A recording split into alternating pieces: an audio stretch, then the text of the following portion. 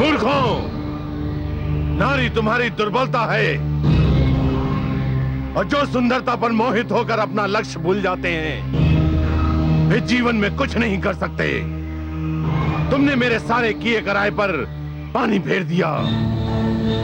अब तुम देवताओं का कुछ नहीं बिगाड़ पाओगे। वो अमर हो चुके हैं, अमर। ठहर जाइए, कौन है आप लोग? हम ब्रह्मपुत्र सनकादिक ऋषि हैं। मेरा नाम सत है, यह है सनंदन, सनत और शौनक। अपने आने का उद्देश्य बताइए। प्रभु के द्वार पर आने का उद्देश्य प्रभु के दर्शन की इच्छा के अतिरिक्त और क्या हो सकता है द्वारपालो? आप अभी उनसे नहीं मिल सकते। क्यों नहीं मिल सकते द्वारपालो? प्रभु अभी विश्राम कर रहे हैं। कैसी बातें करते हो द्वारपाल? ईश्वर और विश्राम? ईश्वर कभी विश्राम नहीं करते। यदि ईश्वर विश्राम करने लगे तो सृष्टि का सारा काम ठप हो जाएगा। तुम हमें जाने दो। विचित्र प्राणी हैं आप। एक बार आपसे कह दिया कि आप अभी उनसे नहीं मिल सकते, तो आप लौट क्यों नहीं जाते? हे द्वारपालो, हम तुमसे विनती करते हैं कि हमें अपने लक्ष्मी नारायण के दर्शन के लिए भीतर जाने दो। हम बहुत दूर से उनके दर्शन को आए हैं। एक बार कह दिया कि अभी आप उनके पास नहीं जा सकते, तो फिर हट क्यों कर रहे हैं? हे द्वारपालो, पथ का विमान अच्छा नहीं होता, चाहे वो पथ कितना भी ऊंचा हो। तुम तो एक द्वारपाल का छोटा सा पथ पाकर इतराने लगे। तुमने अपने अभिमान में आकर हमारी राह रोकी, हमें अपने प्रभु से मिलने नहीं दिया। तुम्हें इसका दंड मिलेगा। हम तुम्हें शाप देते हैं, जाओ तुम दोनों राक्षस बन जाओ।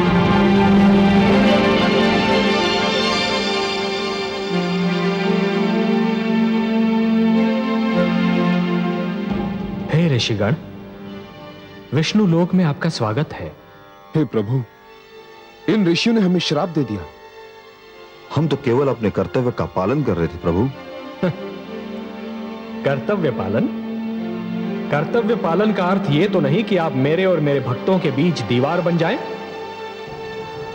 आप दोनों से घोर अपराध हुआ है और इस अपराध का दंड तो मिलना ही था। हे जय, हे विजय, जिस प्रकार वृक्ष और उसकी जड़ का नाता कोई नहीं तोड़ सकता, उसी प्रकार मेरे और मेरे दर्शनाभिलाषी के बीच कोई नहीं आ सकता। मेरे दर्शनार्थी मेरी संपत्ति हैं जय, और स्वयं मैं उनकी संपत्ति हूं।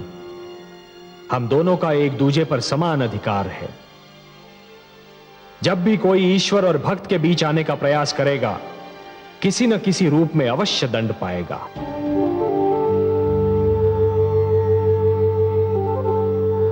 हे ऋषिगण, आपको विष्णु लोक में जो कष्ट हुआ, उसके लिए मैं स्वयं आपसे क्षमा मांगता हूं। हम धन्य हो गए प्रभु, आपके दर्शन हुए, हमारा जीवन सफल हो गया। हमारे जीवन का तो एक ही उद्देश्य है, आपकी आराधना और उपासना। आपको देखा तो हमारी नेत्रों की तृप्ति हो गई। प्रभु, उनसे कहिए कि मैं क्षमा कर दें। हे सर्वेश्वर, हमें इनके शाप से मुक्ति दिलाइए। नहीं विजय, यह नहीं हो सकता। ऋषि का शाप धनुष से निकला हुआ बाण होता है। उसे न रोका जा सकता है और ना ही वो लौट सकता है। हे ऋषिगण, मैं आपसे यह तो नहीं कह सकता कि आप इन दोनों को अपने श्राप से मुक्त कर दीजिए। इन मूर्खों से जो भूल हुई है उसके लिए वो दंड के पात्र तो हैं, पर इन्हें यह तो बताइए कि इन्हें यह दंड कब तक भोगना होगा। क्या आपके श्राप से मुक्ति पाने का कोई मार्ग नहीं है? हाँ है। हे सर्वेश्वर, हमारे शाप से मुक्ति पाने का एक ही मार्ग है। आपके द्वारपाल जय और विजय को हमारे शाप के कारण 3 बार राक्षस योनि में जन्म लेना होगा और तीनों बार आपसे वैर करना होगा, और वो तीनों जन्मों में आपके हाथों मृत्यु प्राप्त करनी होगी। पहले जन्म में जय और विजय हिरण्याक्ष और हिरण्यकशिपु बनकर जन्मेंगे और आपके हाथों मर जाएंगे। जय और विजय कुंभकर्ण और रावण के रूप में आएंगे। और आपके राम अवतार द्वारा मृत्यु लोक में भेजे जाएंगे। तीसरे जन्म में यह दोनों कंस और शिशुपाल बनकर आएंगे और श्री कृष्ण के हाथों मरेंगे। बस इसके उपरांत इनकी मुक्ति हो जाएगी। हे सर्वेश्वर, आपकी जय हो, जय हो। हे त्रिलोकीनाथ, आपको कोटि कोटि प्रणाम। हे ऋषिगण, आपका श्राप हमारे सिर माथे पर। हम आपका श्राप सिर झुकाकर स्वीकार करते हैं और मुक्ति मार्ग की खोज में निकलते हैं।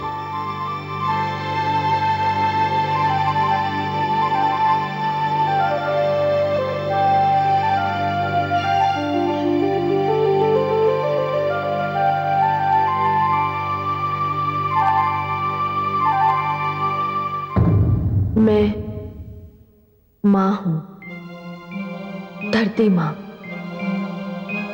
सनकादिक ऋषियों के शाप ने जय और विजय को विष्णुलोक छोड़ने पर विवश कर दिया। उन्हें यह शाप केवल इसलिए मिला कि उन्हें अपने पद पर अभिमान हो गया था। वे समझने लगे थे कि श्री विष्णु के द्वारपाल जैसा पद पाकर वे अब ऋषियों और देवताओं से भी अधिक महान हो गए हैं। अपने पद पर अभिमान करना और पद का अनुचित प्रयोग करना हर युग में दंड के योग्य अपराध रहेगा। सनकादिक ऋषियों का शाप पहली बार उस समय रंग लाया जब जय ने कश्यप ऋषि की पत्नी दिति के गर्भ से असुरराज हिरण्याक्ष और विजय ने उसके अनुज हिरण्यकशिपु के रूप में जन्म लिया। ये दोनों भाई बहुत बलवान, बहुत शक्तिशाली, बहुत घमंडी, बहुत क्रोधी और क्रूर थे, पर एक दूसरे पर निछावर थे।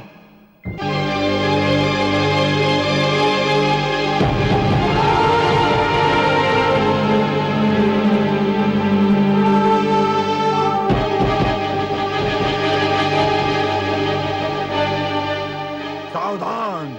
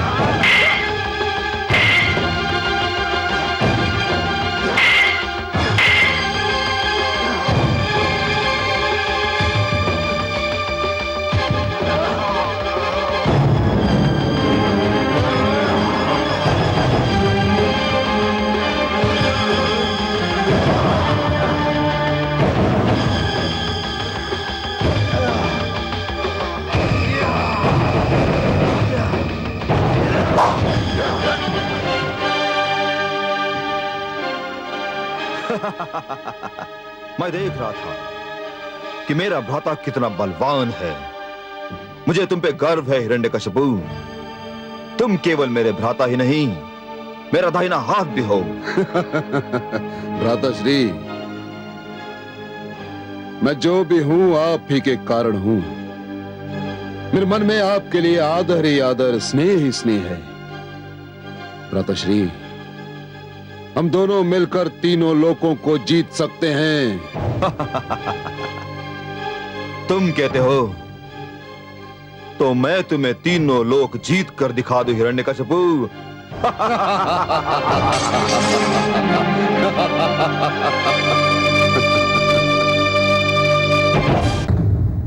मैं मां हूं, धरती मां।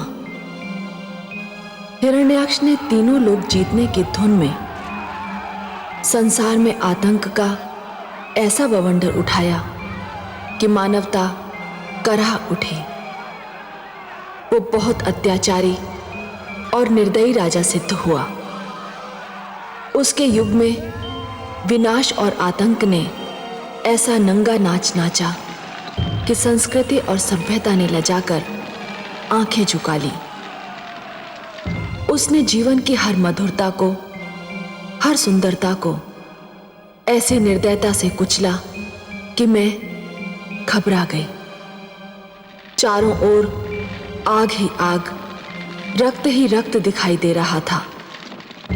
वो निर्दयी मेरी ओर बढ़ा। मेरे तो प्राण सूख गए।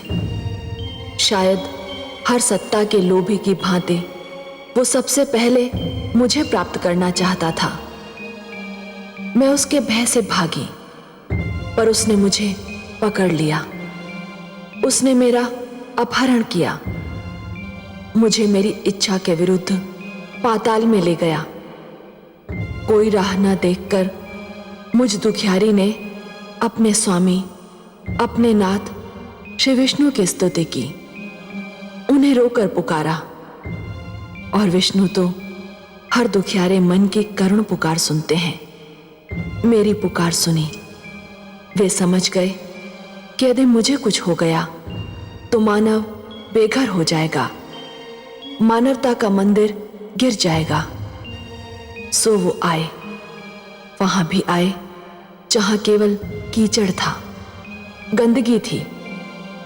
ऐसी जगह पर आने और मुझे बचाने के लिए उन्होंने वाराह जैसा रूप लेना भी स्वीकार कर लिया।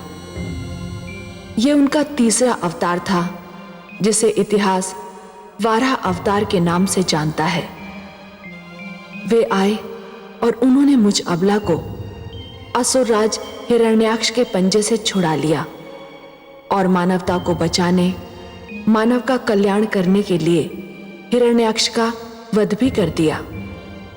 परंतु हिरण्याक्ष का वध भी आतंक का अंत नहीं सिद्ध हुआ।